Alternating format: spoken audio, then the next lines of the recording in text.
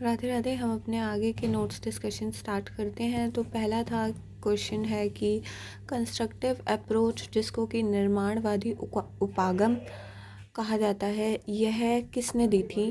तो ये जीन पियाजे साहब ने दी थी, जिसमें कि वे बताते हैं कि बच्चा अपने आप एक्सपेरिमेंट करके सीखता है और नॉलेज को कंस्ट्रक्ट करता है। वहीं यदि पूछ लिया जाए कि सोशो कंस्ट्रक्टिविस्ट किसको कहते हैं, तो ये या सोशो कंस्ट्रक्टिविस्ट थ्योरी किसने दी थी, तो ये वाइगोत्स्की साहब ने दी थी। जैसा कि हमने पढ़ा था HCL society culture and language. तो S फॉर सोशो, जैसे ही आपने सोशो वर्ड देखा then you will mark Vygotsky साहब।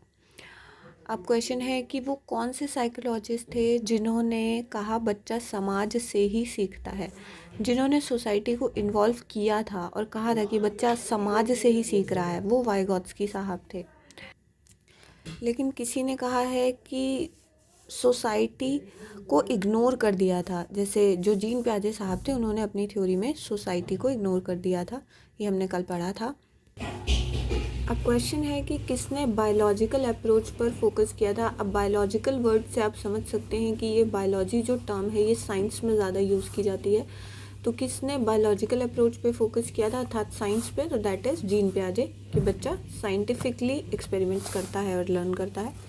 अच्छा, अब क्वेश्चन है कि which of the following does not depict a appropriate strategies for learning in a constructivist classroom, कि कंस्ट्रक्टिविस्ट क्लासरूम में निम्नलिखित में से कौन से ऑप्शंस हैं जो सूटेबल नहीं हैं। तो पहला है कि एंकरेजिंग मल्टीपल पर्सपेक्टिव्स। बिल्कुल, जब हम मल्टीपल पर्सपेक्टिव्स को देखेंगे तो कंस्ट्रक्टिविस्ट क्लासरूम माना जाएगा, क्योंकि बहुत सारे पर्सपेक्टिव हमें मिलेंगे तो नॉलेज इंक्रीज़ होगी।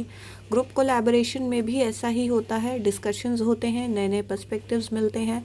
एक्सपेरिमेंट्स में भी, एक्सपेरिमेंट्स तो है ही, जीन पियाजे साहब ने बताया। बचा क्या? ड्रिल एंड रिकॉल, यानी कि जब रटने पर फोकस किया जाता है तो वहाँ पर कोई नॉलेज कंस्ट्रक्ट नहीं हो रही है। नेक्स्ट है in constructivist classroom emphasis should be placed on. जो कंस्ट्रक्टिविस्ट क्लासरूम होते हैं उन पर किस चीज़ पर फोकस किया जाता है? समेटिव असेसमेंट पर। समेटिव असेसमेंट वे होते हैं जिसमें पूरे साल बच्चा मेहनत करता है और अंत में सिर्फ उसे रिजल्ट मिलता है, तो ये तो कंस्ट्रक्टिविस्ट क्लासरूम का उत्तर नहीं हो सकता।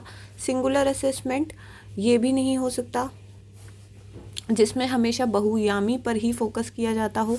स्टैंडर्डाइज्ड एंड यूनिफॉर्म असेसमेंट, जिनका एक स्टैंडर्ड होता है, फॉर एग्जांपल जैसे कि सीटेट का एग्ज़ाम हो गया जिसमें कि एक स्टैंडर्ड सेट कर दिया कि 90 ही लाने हैं तभी क्वालिफाई होगा, तो ये भी नहीं कंस्ट्रक्टिविस्ट क्लासरूम का होगा। फॉर्मेटिव असेसमेंट, ये इसका उत्तर है, इसको थोड़ा समझ लेते हैं। फॉर्मेटिव असेसमेंट्स वे होते हैं जैसे कि यूनिट टेस्ट होते हैं जो रेगुलर पीरियड ऑफ टाइम में होते रहते हैं और जिनका रिजल्ट आने से हमें पता लगता रहता है कि कौन सा सब्जेक्ट हमारा अच्छा है और कहाँ पर कमियाँ हैं जिन पर अभी ध्यान देने की ज़रूरत है। तो ये कंस्ट्रक्टिविस्ट क्लासरूम के लिए सबसे ज़्यादा सूटेबल ऑप्शन माना गया है।